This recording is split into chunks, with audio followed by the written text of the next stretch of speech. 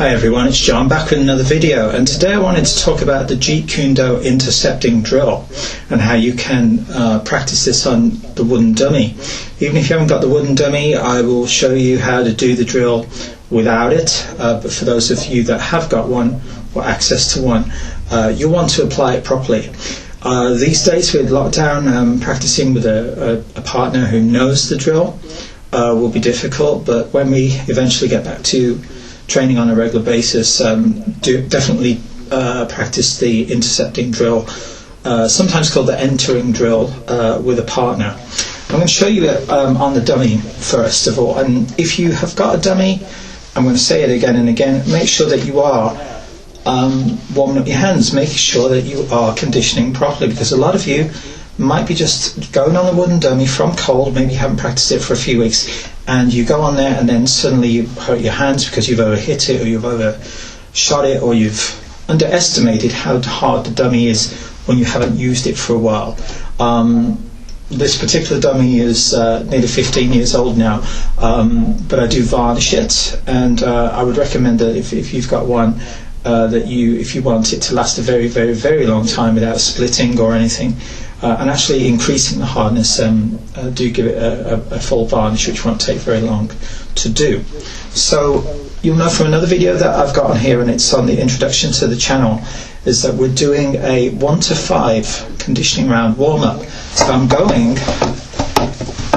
here first of all. It's just very slowly. You can watch the video and I'll put it in the link so you can see how we really do it.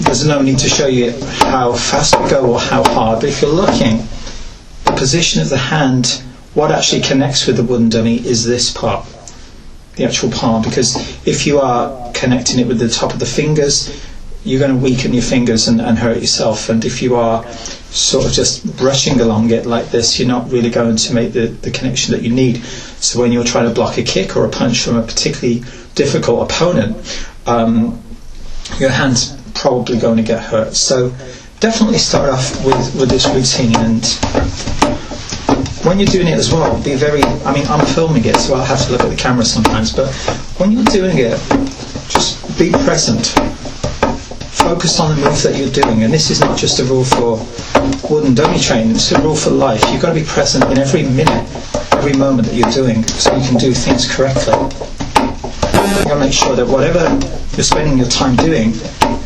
that's the right thing for you to do. And at the moment I want to do a very good presentation of this drill, so I'm showing you the warm-up properly. When we start to get in a bit of a flow, we'll start to move like this.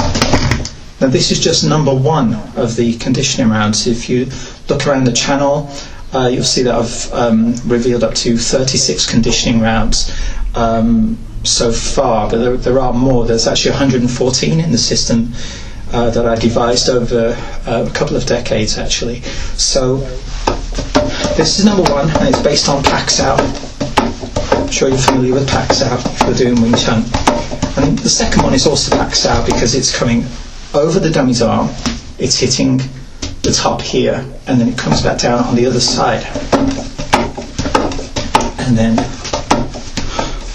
we'll go here, 1, 2, down, and then change. 1, 2, down, and then change. Don't forget to breathe, very important, because when you're sparring, you don't want to run out of air, you don't want to run out of oxygen in your lungs. You want to get tired when your opponent is still coming at you, still kicking you, still punching you, still trying to grab you and throw you to the floor. You don't want that. Okay, so for those to flow, and I'll add in number 3, which is straight punch, because you do need to hit your opponent. Now with Wing Chun you can still use the Pak-Sao hand. This is absolutely fine, it's a good shot, it's solid. Your whole hand connecting with the area that you want to strike, you can hurt your opponent and cause him problems, but if you really want to knock him out, you've got to do the straight Wing Chun punch, and you want to make sure that all 4 knuckles are connected against the dummy. Don't try and wind it up and really hit it hard, you'll break every finger in your hand. This is not sensible or smart to do. So when you're practicing it, please do practice safely. This is really important. You want to hit it as hard as you can without hurting yourself. So when you're starting it, just literally place it on. Just place it. Okay. So now, after about a couple of minutes or so, your hands will be warmed up, and you'll want to do the Jeet Kune Do Intercepting Drill. Now, the breakdown of this, if I just show you it this way, is going to be, move the dummy out of the way a little. So you've got larp sao, or the inner larp sao. It's a very subtle move, this one, because when you're doing larp sao, sometimes the movement is really wide and high, and sometimes fast and sometimes slow. It doesn't really matter how fast or slow you're doing it, so long as it stops your opponent hitting you. That's really all that matters. So when you're doing larp sao, and particularly this one, it's the inner larp sao. And I'm starting off with the right hand on the screen. It may look different depending on how you're viewing it, but start off with the right hand and look at the height of it as well. It's not higher. The top of my knuckle on my finger is in line with my shoulder, thereabouts. Okay, from that point you bring in the other hand, pak sao. Okay, so larp sao, pak sao. Then this arm, the hidden hand, is ready to do back fist.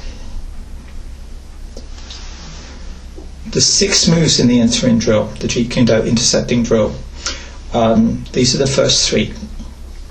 And they're going to work best against your partner, but you can practice them on your own. And for students who are not seeing having the one-to-one tuition because of the lockdown and so on, can do this now and refine their technique.